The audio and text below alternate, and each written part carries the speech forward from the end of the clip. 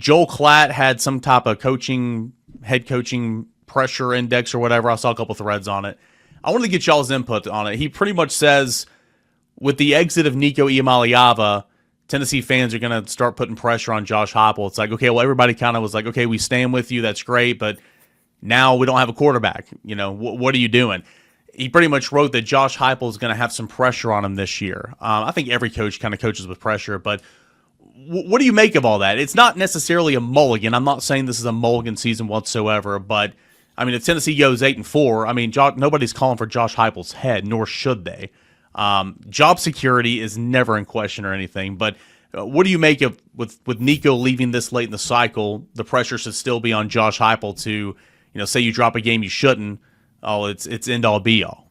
I think everybody wants off-season fodder.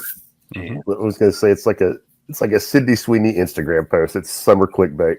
Yes, correct, and a lot better than not nearly as good as the Sydney Sweeney Instagram post overall.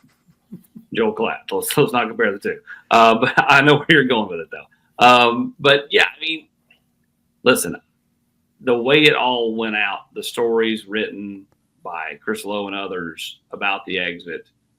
I just don't. I mean, I think that's wrong. We like you, but I mean, come on, that's to put him on the same line as a guy who went 2-10 a year ago after being projected as a top 10 team, and Billy Napier's a joke. So Joe Klatt is, wrong for that. It's clickbait. Yeah, that's ridiculous. I mean, I would have Kalen DeBoer on that line before I would have Josh Heupel, and I don't even think I'd have Kalen DeBoer on that line. Or Venables, and I'm with you. I wouldn't put either one of them up there. But yeah, I mean, Venables is 2 rungs down. I mean, Oklahoma sucked. I mean, that's like don't get me wrong, they could be way better this year. They got the OC change and Mateer, and we'll see. Or Lincoln Riley even. Yeah, again, Lincoln Riley done nothing. The only reason he's 2 rungs down from Heupel is because he had a couple of Heisman Trophy winning quarterbacks that he's done nothing with from a team perspective. So, I mean, again, that's preposterous. Trust me, the fans, because of the way it all went down. And to be on that line with those 2 dudes after you went to the playoff, and you didn't go because of Nico, you went in spite of him. Really. Yes.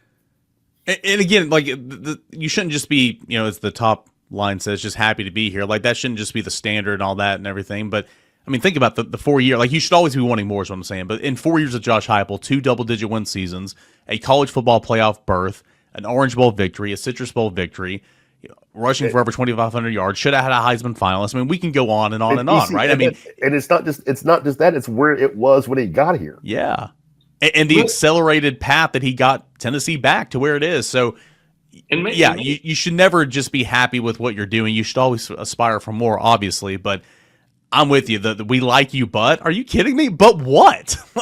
It makes no sense.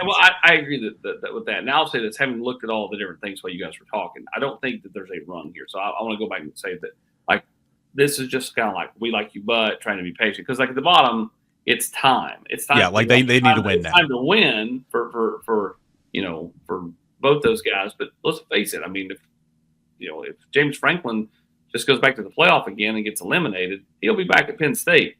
Brian Kelly, if he doesn't make it to the playoff, he may not be back at LSU.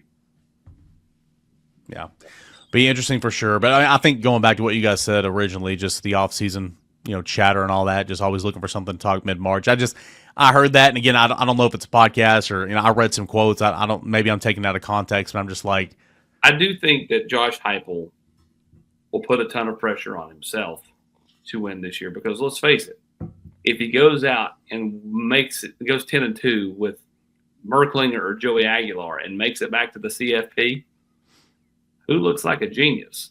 Because we know that UCLA is not going to the CFP. So if Tennessee somehow goes out and wins, and Josh Heupel is leading the charge, that's a huge feather in his cap. And, for a guy who did not get a contract extension or a raise this past offseason after going to the CFP, that means that Daniel will be getting a call for the agent really quick.